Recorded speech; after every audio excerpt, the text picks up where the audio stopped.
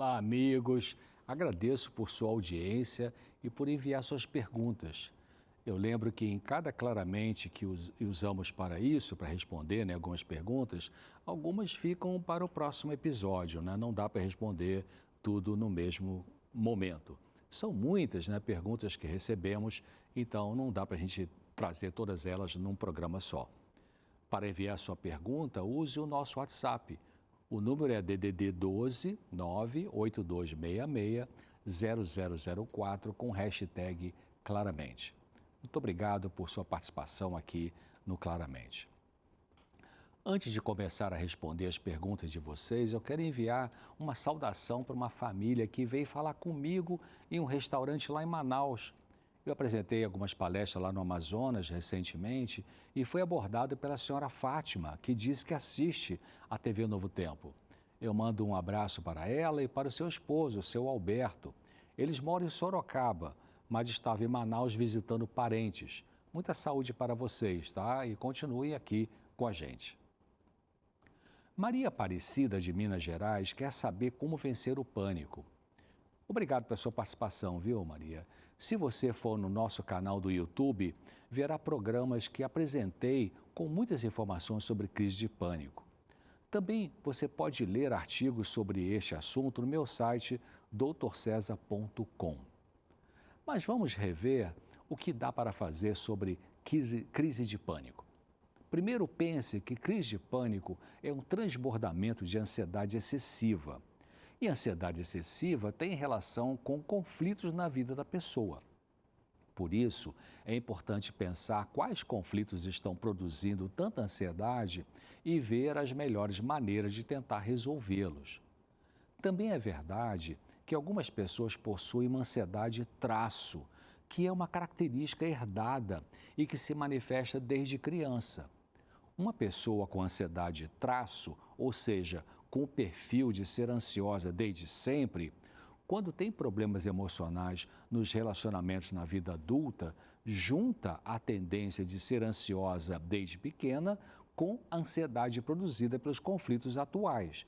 Daí, ela pode ter crise de pânico por excesso de ansiedade.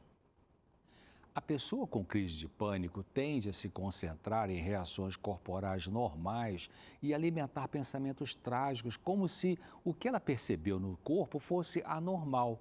Daí, em geral, ela pensa assim: eu estou tendo ataque do coração, vou morrer. E ela vive um ciclo que seria mais ou menos assim.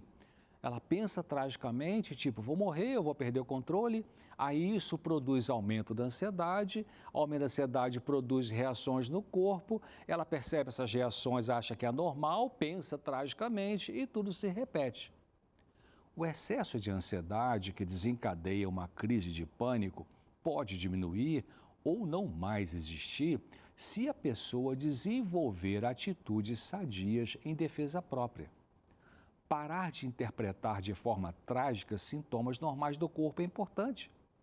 Também pode aprender a descansar em vez de estar sempre atarefada, aprender a relaxar, colocar limites, aprender a dizer não.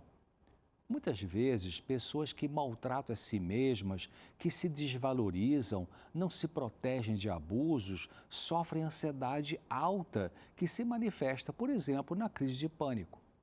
A ansiedade excessiva pode ser a luz vermelha, o alarme dizendo assim: pare de tratar mal a si mesma, a si mesmo e comece a se respeitar como pessoa. O tratamento do transtorno do pânico envolve medicação temporária, psicoterapia, cuidados físicos e orientação familiar para que os parentes entendam o que é esse sofrimento. A medicação, se for necessária, deve ser prescrita por médico psiquiatra, que também fará a psicoterapia se ele for treinado para isso, ou então ele vai encaminhar a pessoa para um psicólogo clínico. Para melhorar da crise de pânico, é necessário treinar a substituição de pensamentos trágicos por pensamentos saudáveis. Pode não ser fácil inicialmente, mas com o treino ficará menos difícil. Poderá não ser possível evitar que os pensamentos trágicos surjam na mente, mas é possível evitar que eles continuem a perturbar.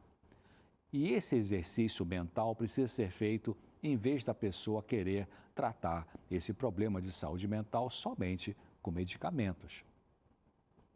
Outra pergunta veio de alguém que não se identificou e, em resumo, disse o seguinte: meu namorado é desligado, sinto que ele me ama, mas não vejo iniciativa em lutar pelos seus sonhos. Ele me disse que tem TDAH e me deixou confusa. Como saber o que é TDAH e o que é desinteresse dele? Como lidar e incentivá-lo a melhorar? TDAH significa transtorno de déficit de atenção e hiperatividade. A pessoa que sofre disso realmente é muito desatenta e hiperativa. Nesse transtorno, ocorre dificuldade de prestar atenção a estímulos internos e externos.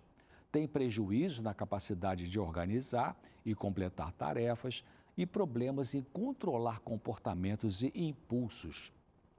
Sintomas da desatenção no TDAH incluem dificuldades crônicas em organizar tarefas e atividades, dificuldade em manter a atenção e completar tarefas, cometer erros por distração, perder coisas, tendência a evitar atividades que requerem esforço mental constante, esquecimentos excessivos, tendência a sair de sintonia.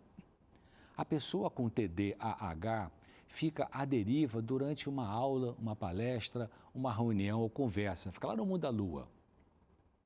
Quanto à hiperatividade e impulsividade, existe inquietação, movimentação constante das extremidades, como ficar balançando as pernas, ou ficar batendo os pés, ou batendo com os dedos na mesa. Tem também dificuldade em ficar parado e fazer uma coisa de cada vez.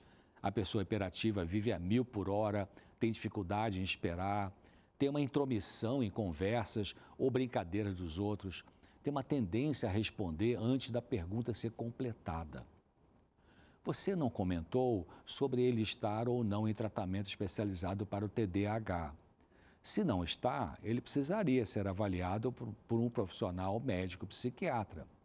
Você pode incentivá-lo elogiando sempre que ele conseguir lembrar de algo que você ou alguém disse, porque ele vai ter fixado na memória, o que é uma vitória para quem sofre de déficit de atenção.